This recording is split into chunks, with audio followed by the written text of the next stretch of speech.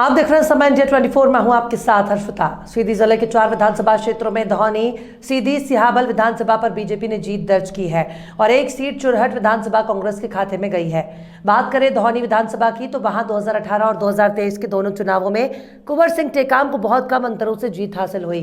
जानकारों की माने तो धौनी विधानसभा में 2018 और 23 के दोनों चुनावों में बीजेपी की जीत पर मड़वास गढ़ी की महत्वपूर्ण भूमिका रही है। देखिए वार्ता कार्यक्रम में मड़वास गढ़ी की बागडोर संभाल रहे जिला पंचायत पूर्व अध्यक्ष अभ्युदय सिंह से खास बातचीत। समय इंडिया 24 के विशेष कार्यक्रम वार्ता पे आज हमारे साथ राज्य मंत्री दर्जा प्राप्त रहे पूर्व जिला पंचायत अध्यक्ष अभ्युदय सिंह राज। स्वागत है आपका। धन्यवाद।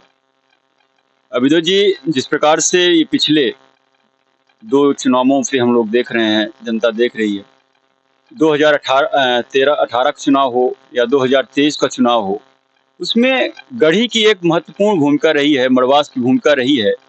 किस प्रकार से आप इसको साबित करते हैं? देखिए, निश्चित रूप से 2018 में मैंने भारतीय जनता पार्टी की प्राथमिक सदस्यता माननीय मुख्यमंत्री शिवराज सिंह चौहान साहब से ली। मैं बस एक बात ये कहना चाहता हूँ कि मैं कोई भी कार्य करता हूँ, या सामाजिक या तो पारिवारिक या किसी भी प्रकार का, मैं जो मुझसे जुड़े लोग हैं, मुझसे जुड़े व्यक्ति हैं, जो मेरे पारिवारिक सदस्य के रूप में यहाँ पे उपस्थित लोग हैं, मैं उनसे बिना पूछे, बिना समझे कोई भी डिसीजन नहीं लेता।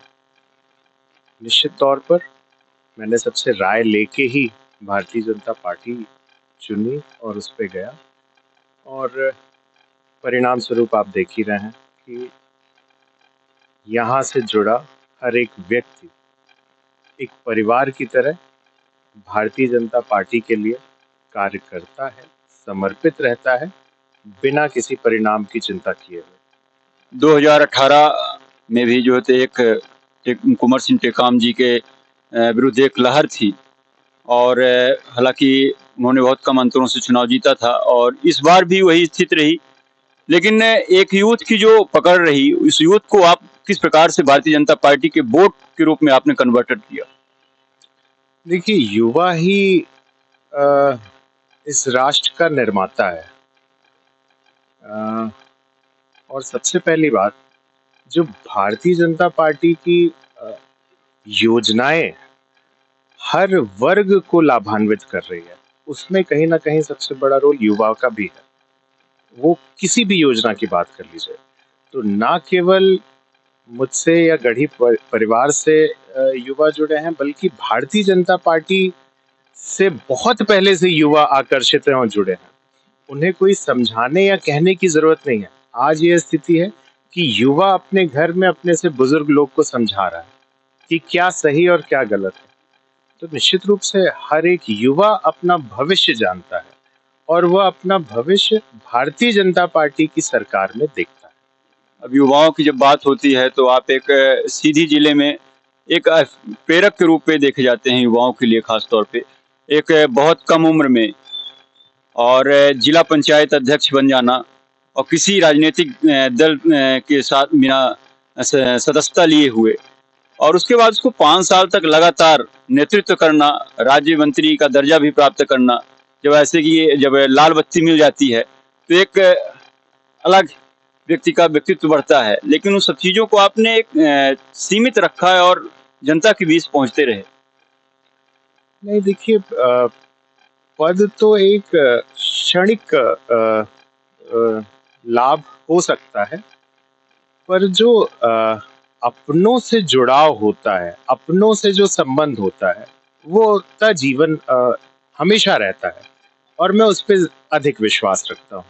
पद आते जाते रहेंगे, और मैं मानता हूँ जब से मैं भारतीय जनता पार्टी में जुड़ा, हम सभी लोग, जितने भी लोग हैं इस पार्टी में, सभी लोग कार्यकर्ता की भूमिका निभाते हैं, और उसी के परिणाम स्वरूप आज देखिए पूरे मध्य प्रदेश में, ना केवल सीधी जिले, ना केवल सिंगरौली, ना केवल विंध्य, बल्कि समूचे प्रदेश में अप्रत्याशित परिणाम भारतीय जनता पार्टी को मिला।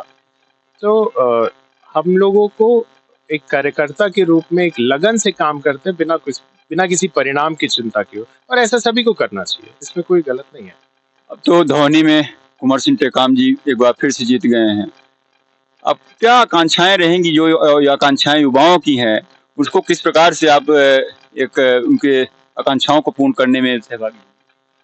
बहुत सी आकांक्षाएं हैं, सबसे अधिक युवाओं की आकांक्षाएं हैं, और धौनी विधायक आदरणीय कुंवर सिंह जी टेकाम पुनः बधाई के पात्र हैं, और निश्चित रूप से चौथी बार हम सब लोगों ने उनको चुना है, तो निश्चित रूप से हमारी अपेक्षाएं बहुत हैं उनसे। अब हम सब लोग यह सामूहिक रूप से बैठ के जो जिसकी राय होगी, राय मशवरा से, और उस आकांक्षाओं पर, उन अपेक्षाओं पर खरा उतरने का प्रयास करेंगे पूरी तौर पर।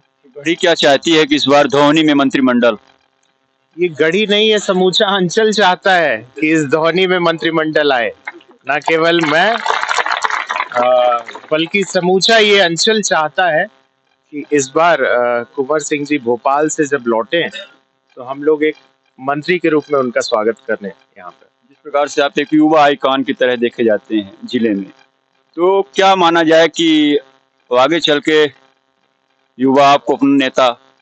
नहीं, मैं कोई अपने आप को नेता नहीं मानता। मैं आप सबके बीच में, मैं जब कभी भी गया हूँ आसपास, मैंने कभी भाषण जैसे शब्दों का उपयोग नहीं किया, क्योंकि मैं कहता हूँ इन लोगों से कि अपने घर में, अपने परिवार में भाषण देना, मतलब मैं थोड़ा संकोच करता हूँ, मैं असहज महसूस करता हूँ। तो मैं कोई नेता नहीं हूँ।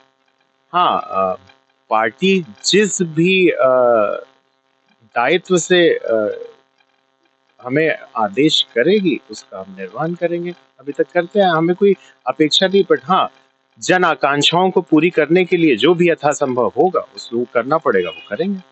अब आपने तो जिला का नेतृत्व कर रखा है, तो हम जिले की भी बात करते हैं धौनी से बाहर हटके, कि सीधी में भारतीय जनता पार्टी की जीत हुई है, और एक सबसे बड़ी जीत चुरहट सिहावल देखी जा रही है, और चुरहट में भारतीय जनता पार्टी की हार हुई है।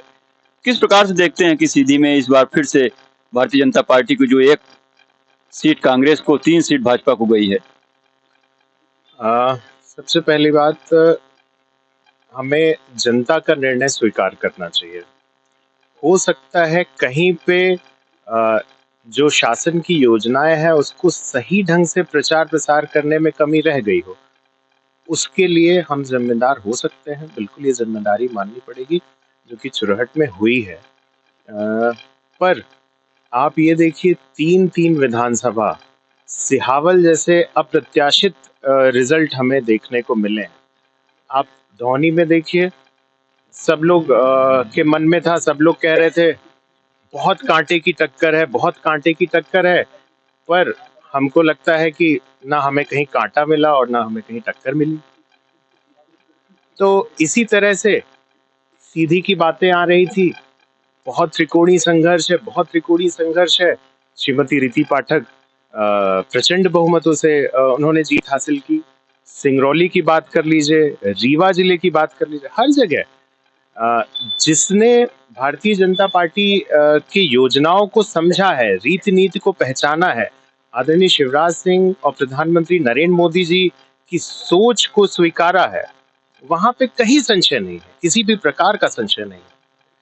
और हाँ, हार जीत तो एक लोकतांत्रिक प्रक्रिया है, उसको हमको स्वीकार करनी चाहिए। हार में भी जीत है, जीत में भी जीत है। कुछ दिनों बाद तो लोकसभा चुनाव नजदीक है, किस प्रकार से रणनीतियां होगी यूथ को फिर से भारतीय जनता पार्टी के वोट में कन्वर्ट करने की? यूथ की रणनीति बिल्कुल साफ है, बिल्कुल सीधी है, और यूथ हमेशा से भारतीय जनता पार्टी से जुड़ा हुआ है। ये ना केवल अभी बल्कि पूर्व से भी, और हालांकि वर्तमान समय में भी आदरणीय प्रधानमंत्री मोदी जी के नेतृत्व में ना केवल भारत बल्कि पूरा विश्व, आज वो विश्व के नेता माने जाते हैं, ना केवल भारत देश के नेता माने जाते हैं।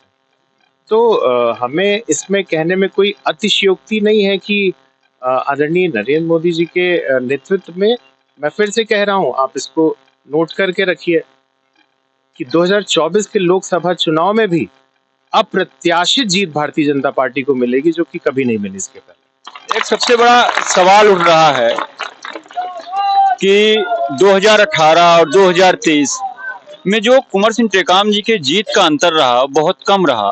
क्या ऐसा कारण रहा कि ये जीत का अंतर बहुत सामान्य रूप से बहुत कम अंतर रहता है अन्य विधानसभाओं की? देखिए, मैंने कहा ना कि जब एक व्यक्ति किसी पद में कोई चला जाता है, किसी भी तरह का पद हो, चाहे वो आम आदमी पंच हो जाए, चाहे सरपंच हो जाए, जनपद अध्यक्ष हो जाए, लोगों की अपेक्षाएं बढ़ती जाती हैं। जन अपेक्षाओं